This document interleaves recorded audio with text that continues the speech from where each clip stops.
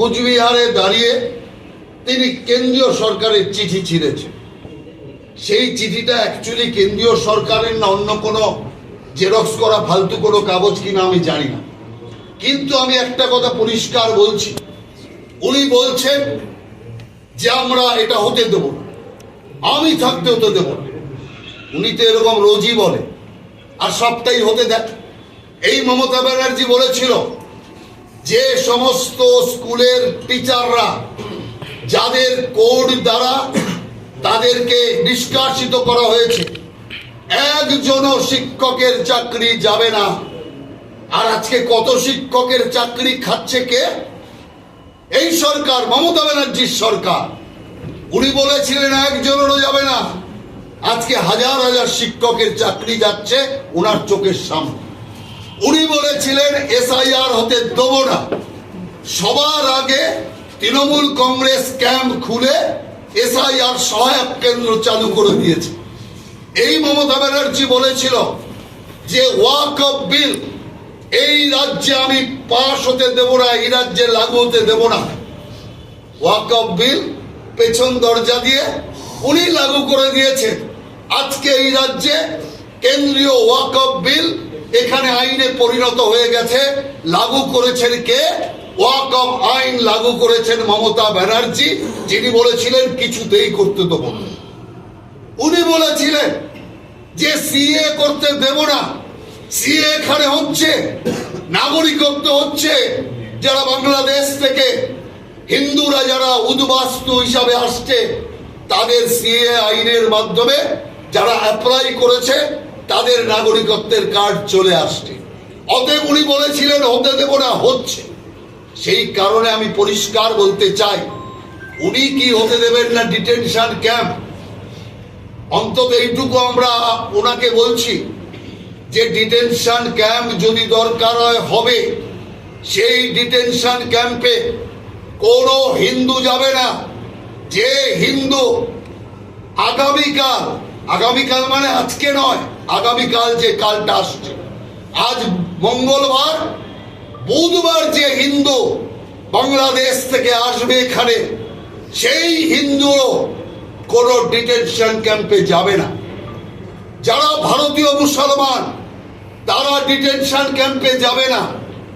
যারা বাংলাদেশ এবং পাকিস্তান থেকে, যারা মায়ানমার থেকে যে মুসলমানরা এখানে এসে নাগরিকত্বের ব্যবস্থা করে নিয়েছে, ডিটেনশন ক্যাম্পে যদি যায় তো তারা যাবে।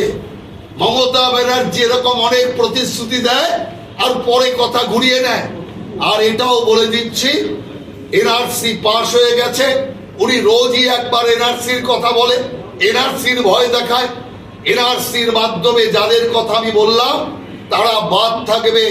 হিন্দু বাদ, ভারতীয় মুসলমান বাদ, বিদেশি মুসলমানের ক্ষেত্রে এনআরসি লাগু হবে।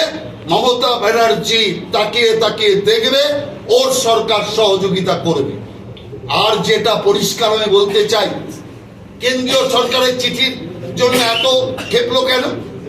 কেন্দ্রীয় সরকার শুধু বলেছে, এক কথায় আমি আপনাদের বুঝিয়ে দিচ্ছি, কেন্দ্রীয় সরকার বলেছে যে আমরা 100 দিনের টাকা দিতে চাই, আমরা 100 দিনের টাকা দেওয়ার কাজ শুরু করতে চাই, শুধু আপনাদের হিসাবটা দিতে হবে।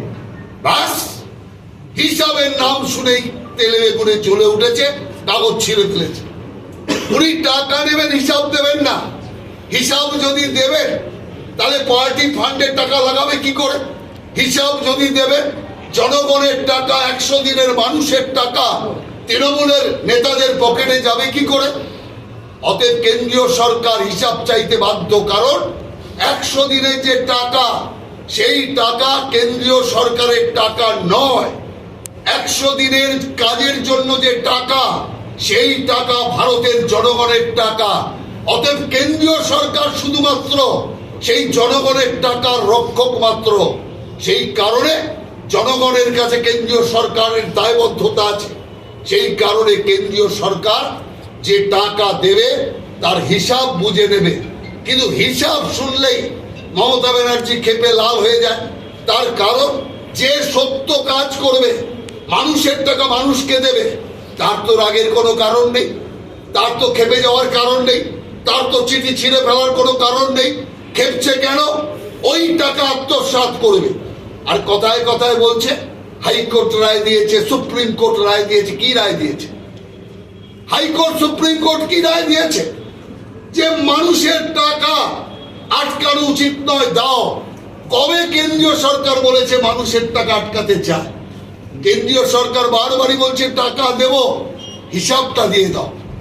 আর সুপ্রিম কোর্ট যেটা বলেছে সেই কথাটাকে আড়াল করে যাচ্ছে। সুপ্রিম কোর্ট বলেছে মানুষের টাকা আটকানো উচিত নয়, কিন্তু সেই টাকা ঠিকভাবে খরচা হচ্ছে কিনা, মানুষের কাছে যাচ্ছে কিনা, সেটাও তদারকি করে দেখার কথা সুপ্রিম কোর্ট বলে দিয়েছে। সেই কারণেই কেন্দ্রীয় সরকার কোর্টের কাছেও দায়বদ্ধ যে টাকা দেবো আর সেই টাকা খেয়ে ফেলবে আবার, এটা মানা যায় না। অতএব এই চোরেদের সরকার, যেখানে একজন মুখ্যমন্ত্রী প্রকাশ্যে এইভাবে হিসাব না দিয়ে টাকা চুরির জন্য কাগজ ছেঁড়ার নাটক করছে, এই নাটক করে কোনো কাজ হবে না।